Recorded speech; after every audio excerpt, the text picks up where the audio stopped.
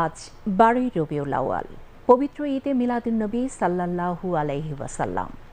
৫৭০ সালের এই দিনে মানবজাতির জন্য রহমত স্বরূপ প্রেরিত হন মহানবী হজরত মুহাম্মদ সাল্লাল্লাহু আলাইহি ওয়াসাল্লাম। বাংলাদেশ সহ বিশ্ব মুসলিম সম্প্রদায় এই দিনটি পবিত্র ঈদে মিলাদুন্নবী সাল্লাল্লাহু আলাইহি ওয়াসাল্লাম হিসেবে পালন করে থাকে।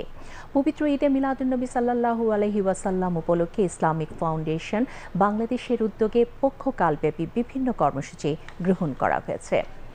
এছাড়া ধর্মীয় ভাব গাম্ভীর্য ও যথাযথ মর্যাদায় পবিত্র ঈদে মিলাদুন্নবী পালনে বিভিন্ন ধর্মীয় ও সামাজিক সংগঠন নানা কর্মসূচি হাতে নিয়েছে।